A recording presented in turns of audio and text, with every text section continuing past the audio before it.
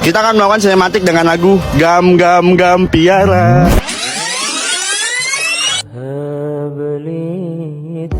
Manfaatkan 5 perkara sebelum 5 perkara.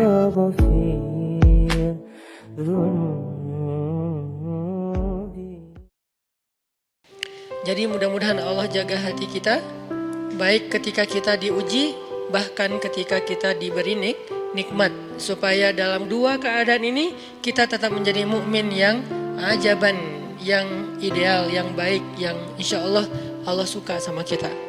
Kalau diuji sabara fakana khairallah, kalau diberi nikmat syakara fakana khairallah. Kalau dia diuji dia bersabar dan itu kebaikan untuk dia. Ternyata diuji ujung-ujungnya baik. Lewat apa ujian menjadi kebaikan? Lewat sabar. Bukankah Allah bilang wabasyiris sabirin? Sampaikan berita gembira kepada orang yang sabar. Ada banyak kebaikan yang Allah sediakan untuk orang yang sabar kalau dia sabar. Dan kalau diberi nikmat syakara.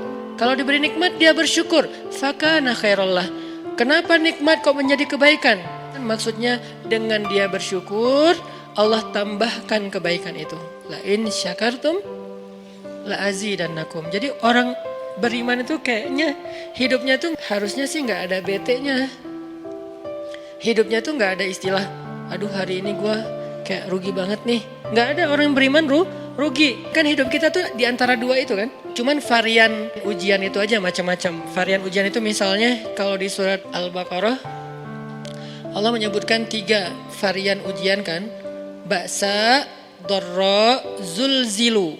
Ujian fisik, ujian harta. Harta ini termasuk karir, kerjaan, usaha, bisnis. Dan ujian zulzilu, ujian perasaan termasuk diputusin. Atau orang yang dekat sama kita jadian sama yang lain. Atau mungkin di unfollow oleh ya gitu deh.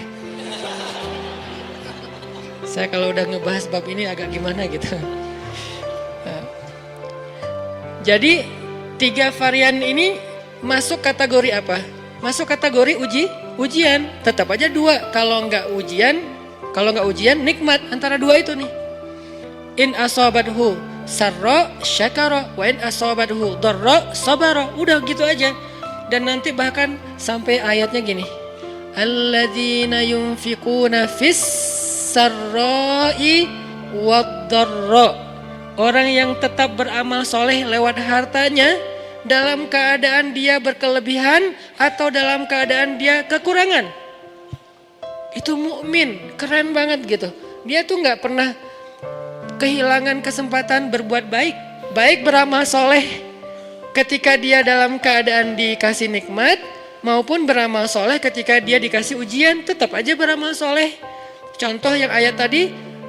Yunfikuna fis sarra, berinfak dalam keadaan sarra, dalam keadaan bahagia, senang, lagi dapat untung gitu kan. Ataupun yunfikuna fit dharra, tetap berinfak walaupun dia dalam keadaan dharra, dalam keadaan susah. Dalam keadaan dor itu kan bahaya. Nih kalau saya infak nih bahaya nih buat saya nih. Kalau saya kasih nih saya kayak nggak ada tabungan buat mahar nih.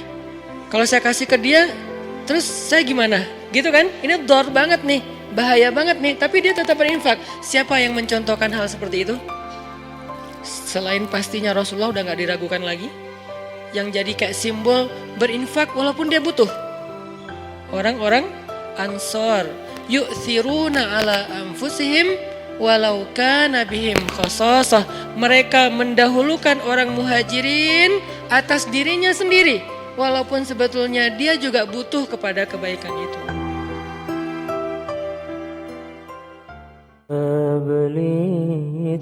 Manfaatkan 5 perkara sebelum 5 perkara.